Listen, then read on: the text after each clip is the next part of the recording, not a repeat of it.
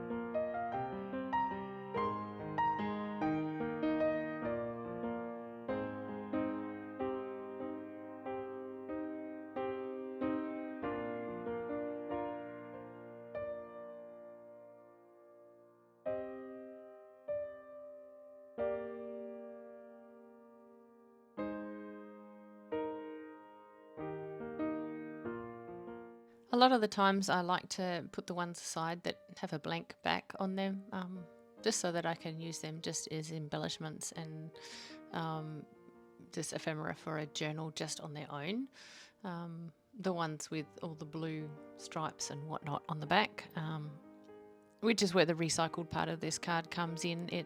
They used to be old certificates for a company that no longer uses them. So yeah, they're the ones I like to sort of stick to things because it's not that attractive, and I don't really feel like gluing scraps to the back of all the photographs to make them usable just as they are. So I tend to use those ones in this sort of application and try and put the ones aside that are blank on the back so that I can just pop those in a pocket as they are, just as a bit of something in a journal.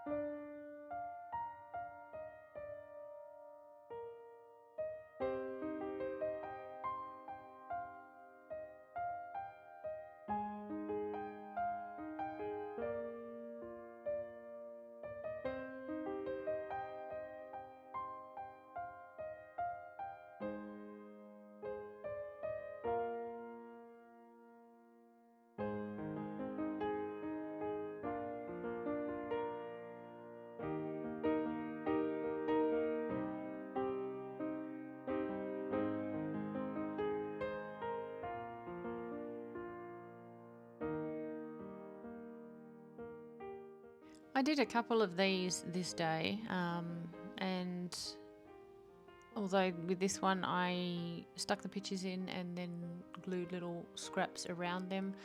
The next one that I did, I glued little scraps on the pages and then glued the pictures over them. It's a slightly different effect. It doesn't really matter which way you do it. I just wanted to play around with it. So I'll leave you at the end with some photographs of this one and of the other one that I did as well that day. So you can compare the two if you like. Anyway, guys, I hope you enjoyed this video. It was a lot of fun. I find this sort of thing very relaxing to do. So, you know, without too much brain power, you can end up with something that's quite fun to just slip into a journal. Serves no purpose. It's just pretty to look at. So, anyway, guys, I hope you really enjoy your day. Thank you very much for spending part of it with me. I'll see you again next time. Bye.